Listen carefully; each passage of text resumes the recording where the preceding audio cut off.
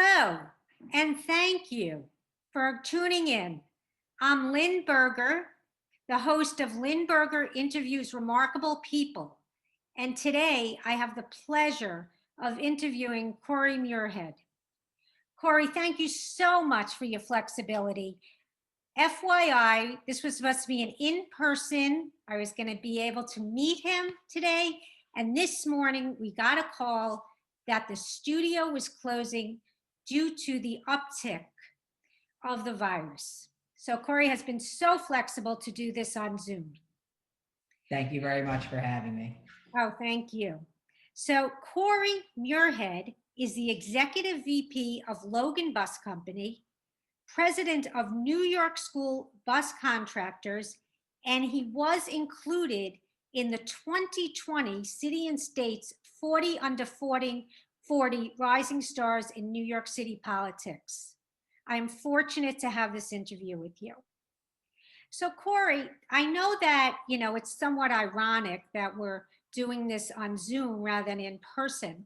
A lot of this interview, I'd like to hear about the effect your business, the virus has had on your business and industry. But before we get there, can you tell us what an executive VP does? Yeah, of course. So, Logan Bus Company is the largest privately owned school transportation company in all of New York State. We also happen to be the largest school bus provider for New York City. We operate in all five boroughs in Nassau County under 10 different entities. We have 2,500 routes, 3,500 employees. My job is rather complex, simple at the same time. I'm responsible for maintaining revenue and maintaining relationships, government relations regarding the Department of Education, City Hall, the council, everything from there. I'm the lead negotiator on all of our collective bargaining agreements with our various unions. We have three different unions. I am also responsible for all of our RFBs and RFQs and RFPs. Those are requests for bids, requests for proposals. Being that we are a government contractor and we mostly deal with municipalities, most of our contract work is bid on. And that is a very large portion of our business, and I'm responsible for putting together those bids and proposals. In addition to that, obviously, of course, the general operation and the daily functions of the business to maintain its efficiency and operational excellence.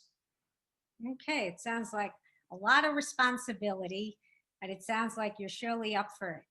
Now, one of the reasons I really did want to meet you and interview you, I became aware of the virus and how it affected your industry. And I think it would be very interesting for people to understand that. So, can you lead us through from last March forward how you were initially affected and what has happened since then? Sure. So, if I'm not mistaken, the day was Friday, March 12th, where all schools shut down for the foreseeable future, Right. meaning there was nothing open. And, obviously that was very scary for our business. That was scary for our employees. And we had to figure out what was going to happen next. Subsequently after that, schools did not reopen for the school year. They were shut down from March until September. So it was extremely challenging. There were many layoffs. There was many sleepless nights knowing when and if how we were going to come back, what fashion we were going to come back, when we were going to come back. Luckily we were able to navigate this, and luckily we were able to have good communication with our school districts and with the mayor's office and Department of Education to make sure that we were able to successfully get through this all together. Like I said, everything shut down. So from March until about July, I'll call it, uh, people were laid off. It was very disheartening. It was upsetting. It was difficult because you had to lay off, 3,500 employees in the middle of a global health pandemic. Many employees went without health insurance, and that's not, that really didn't sit right with me. Luckily, we were able to keep some employees on when we started to talk about settlements with our school municipalities and things like that. So let's talk about when we shut down.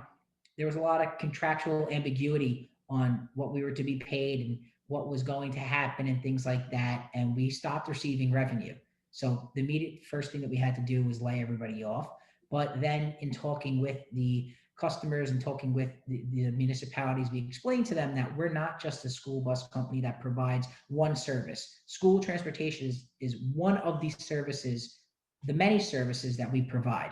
We provide background checks and compliance. We keep our buses safe with DOT. We have a myriad of things that we need to do before a school bus even steps on the road. So explaining all of those services, and we'll call them back office services for layman's terms here, explaining all of the back office services that we provide in addition to rolling school buses was eye-opening to municipalities, was eye-opening to the general public, as you saw school buses on the national forefront in school reopening in September. So people really started to understand our industry and understand the intricacies of what takes place and how complex it is to run a school bus. When that really started to come to light, we were able to really come to a better understanding and really come to some good settlements with our school districts, our municipalities, and our customers, so that we can retake our employees, bring them back in, pay certain health insurances and things like that, so that we would retain our industry that had already been decimated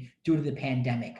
So we're very fortunate to be back to work. We're very fortunate to be running a lot of school buses, albeit it's very different. And, we could talk about how September brought change, but it was a really nervous time from about March to, I'd say, June, July, when nobody knew what we were going to do and everybody was laid off and there was really no light at the end of the tunnel. It was extremely educational and knowledgeable, and that was a large part of our job over the 3-4 months. Educating people and arming them with the knowledge that they needed to make informed decisions about paying school bus companies and retaining them and keeping the contracts status quo, so that we can be there for them when we reopened in September. Obviously, one of the biggest things that is a misnomer is that the school bus companies, education starts with the school bus. What I mean by that is, your school bus driver takes a kid to school. He or she gets to school via the school bus. Therefore, if they did not get to school via the school bus, how would they get there if the parents are working? We start the educational process. And I think that we really got a lot of respect in that realm when all of this happened. When you saw just how important it was to have school buses on the road to get these kids back, people really started to understand our industry and pay attention to us. Right. I know it's overused, but that silver lining of, people, there's some good coming out of this. We realize a lot of people didn't realize how important and vital the day started with you. So, if there ever is a silver lining. So tell me what it was like being a leader during those months. Were you challenged? Take us through something that you really felt good about that you were able to accomplish. Well, it was very challenging and it was very nerve wracking, but it was important work. And like I said, I believe in what I do, and this is fulfilling to me. So I was very happy to lead this charge. And I've been in this industry for 11 years, and this is my home, and I would like to stay in this industry for forever. Um, what I would say the most challenging thing was the education process, changing the minds and the molds that have been there. The foundation of what the school bus was and the understanding of what people had. That, to the untrained eye and ear, the first thing they're going to say is, well, if there's no school buses rolling, then we shouldn't have to pay. And that educational process of explaining, well, before a school bus gets on the road, you have to do drug tests, background tests. You have to have compliance with your vehicles. They have to be insured. They have to be inspected by New York State Department of Transportation. You have to have 30-hour classes. You have to have all these things in there, all these services that are provided that people don't know about before a bus ever hits the road. It's not just like a car where you call your insurance company, you get your insurance card, you get your registration, and you're on the road. It's far more complex than that. So that educational process was extremely difficult. And then the negotiation process was difficult too. Luckily we love our industry and we've been involved very, very long. So there were creative ways to get the settlements going. You could avoid state aid and ratios and things like that I won't get too into, but that's where I really liked that's where I spent the majority of my summers, looking at creative alternatives and looking at creative settlements to make sure that my employees were protected and the businesses were protected. Now, of course, the school district's job was to make sure that they were protected and make sure that there was transportation that was going to be readily available. And I was glad that we were able to come to many common, mutually beneficial settlements that took place. As a part of the president, being a part of the presidency for the New York School Bus Contractors Association, one of the best things that we were able to have is there's 100 school bus companies from as far as Rochester and Buffalo to down here in Suffolk County. Our association are like-minded, smart executive individuals, and we were able to group think and share our experiences and our negotiations and what was working and what wasn't working and alternative methods. And that's where I bring up the state aid ratio and other settlements that took place from there. That is extremely heartwarming because we're all competitors at nature. We're separately privately owned businesses that bid against each other, that quite often sometimes take each other's work through bids and competitive practices. That the association was on its heels, decimated, no revenue for months, and we were able to come together through the association and figure out ways to progress the industry. I'm extremely proud about that. I'm extremely proud to lead that charge. I'm extremely proud to, lobby on behalf and speak to the elected officials and have them understand school buses. And like I said, we saw an opportunity when school buses were the forefront of the national news because we were coming back to school, and we jumped on that opportunity and we threw the gamut at them. This is what we do. This is how we're protected. This is why it's always so reassuring. You don't constantly wake up in the morning, is the school bus going to be there? You just know it's going to be there. Yeah. And there's a certain reliability to that, that it's reassuring. And there's a lot of work that goes behind that, far more than anyone understands. So when we saw the opportunity to explain that to the key stakeholders and explain it to elected officials, we ran with it. And I think we did a very good job of getting our message out there. So it's very different.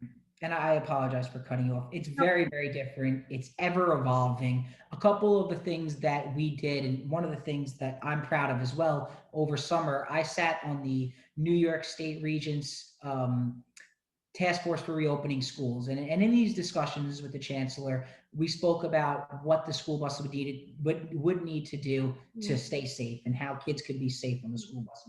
So some of the things that we must do every day is we must sanitize the bus no matter what, on a daily routine. We use CDC recommended, OSHA compliant solutions, topical solutions to spray on the bus to make sure all the highly topical and touched areas are sanitized on the bus.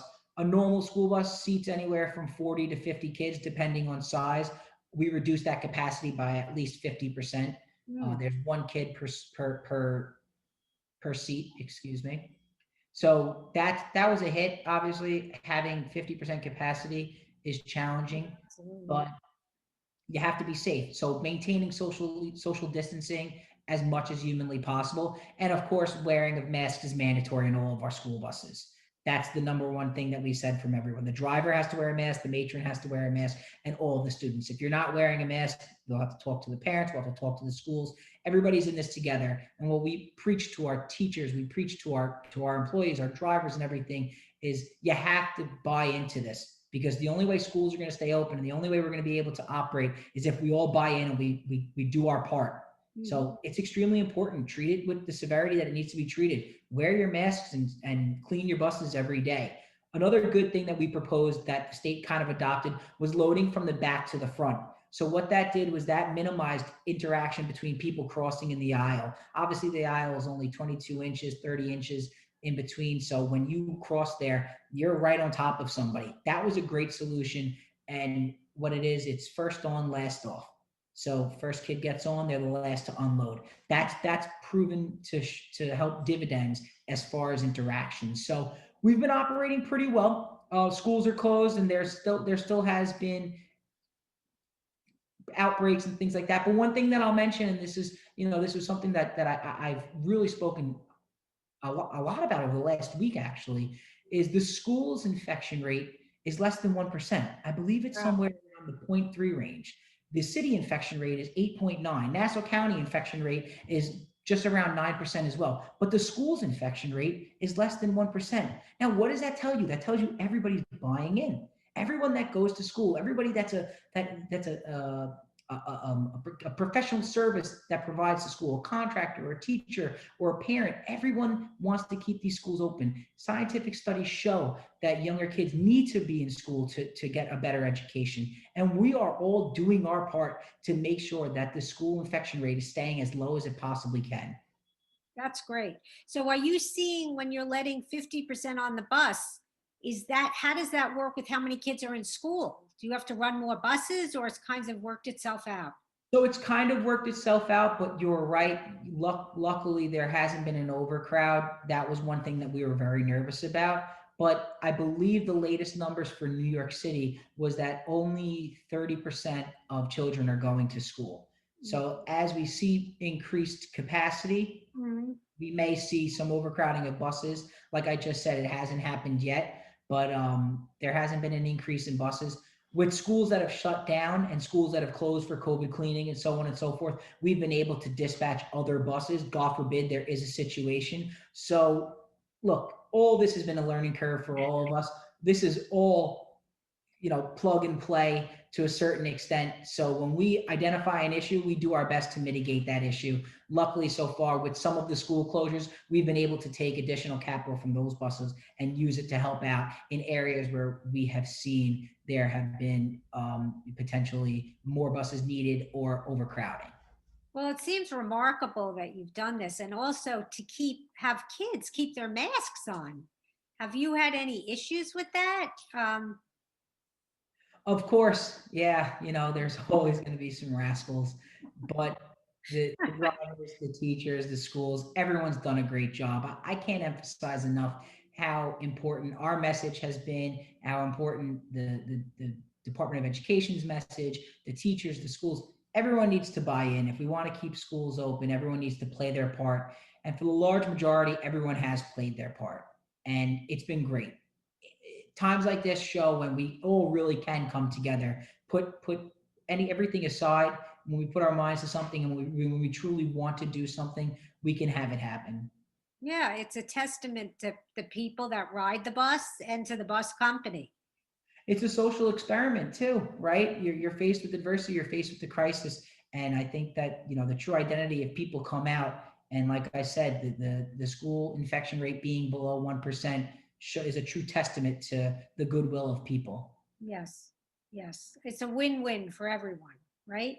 Now, Yes. moving forward, have you seen or started to think about any of these practices that you had to put into play that you might move forward when hopefully things do go back to quote normal? I think the sanitizing of busing will stay around. I think it's important when you have so many children that jump on a bus, especially when you start talking about the full capacities, 44 kids, 55 kids. If they're youngsters, 60 kids, that's a lot of bodies on a bus and that's a lot of germs. And I Mhm. just think that given what we know now about germs and washing your hands and covering your mouth and so on and so forth, I think it's important to sanitize regardless if COVID is back or not. If there's another virus or anything, it's just good hygiene Mhm. and good health practices to make sure that we stay sanitized. So I think that cleaning will certainly come.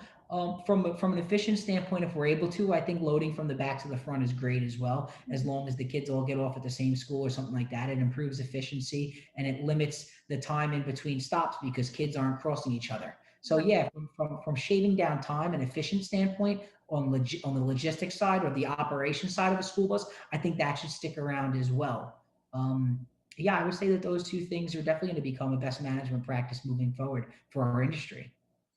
I don't know if this could ever happen, but probably wearing masks for a long time would help even in flu season. I think so. I think there's obviously a big debate about how much longer we have to wear the masks and things like that. But look, I'm a firm believer in if that's the minimum that you have to do to play your part, let's do it. And if that's what's going to keep you safe for the 30 minutes or an hour a day you're on the bus and you have to wear a mask, let's just make sure that we do that so that we can stay open. Yeah, especially for the bus drivers, Hmm. you know, being on the bus for such a long period of time might Hmm. be one good thing if we need to wear masks. Flu season, people get sick. Certainly. And like we just spoke about, a driver has to interact and engage with 40 to 50 to 60 kids a day.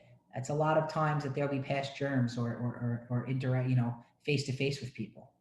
So are you talking about, I know it's only January, but we're thinking maybe next September is when we will maybe go back to a full year. Is that correct? Is that what you're thinking about, full capacity? So I'm not sure. Like I said, this is all ever evolving, and this is a learning curve for all of us.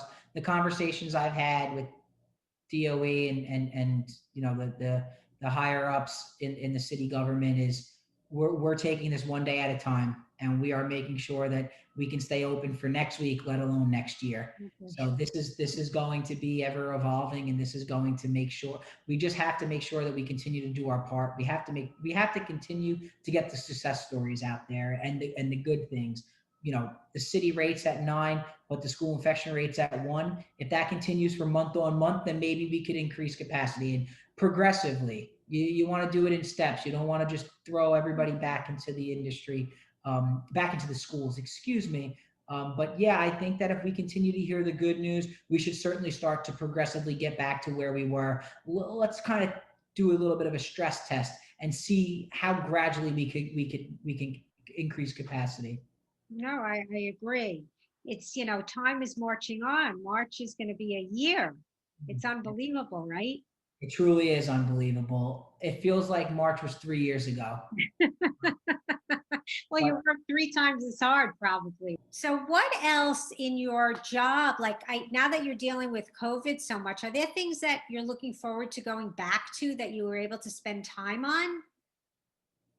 yeah, I think one of the biggest things well, two big things for me, but technological advances in my industry.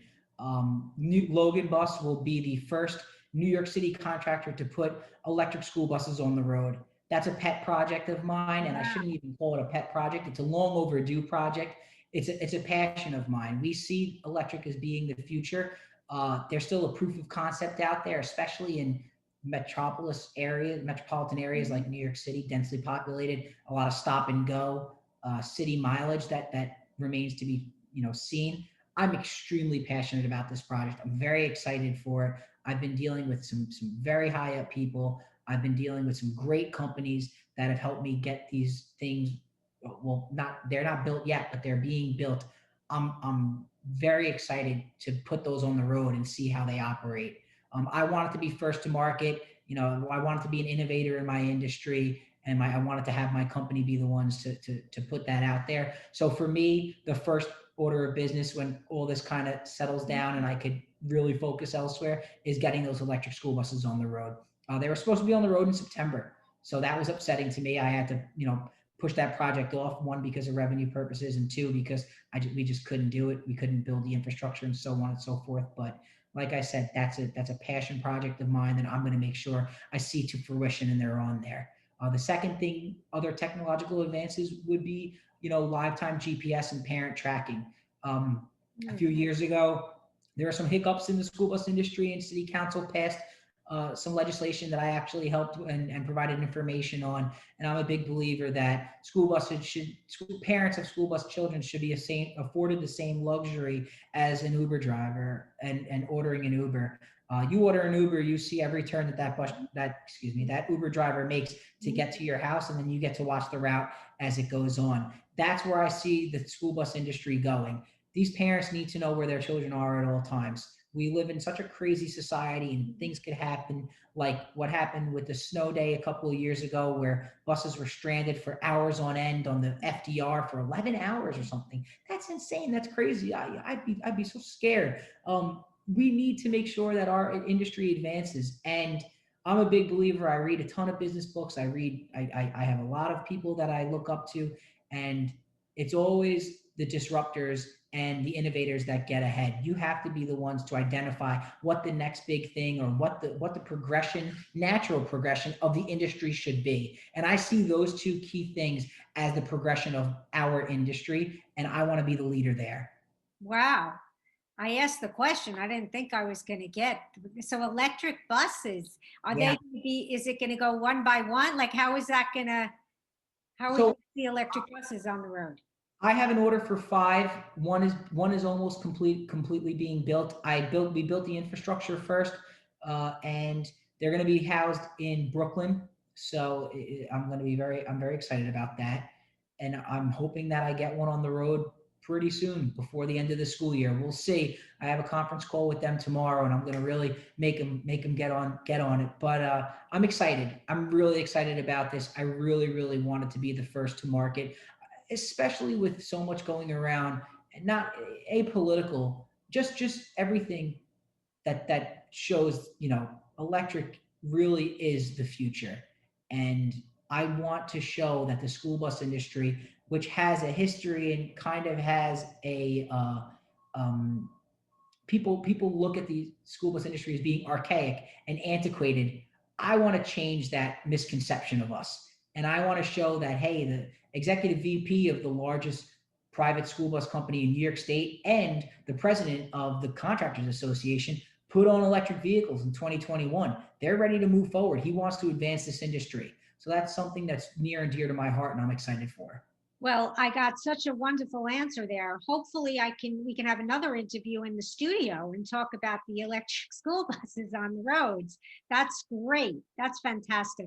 I want to thank you so much for this. This was wonderful. It was great to meet you. I'm sorry we couldn't do it in person, yet I think I'm going to meet you in the future because I think there's things more to talk about here.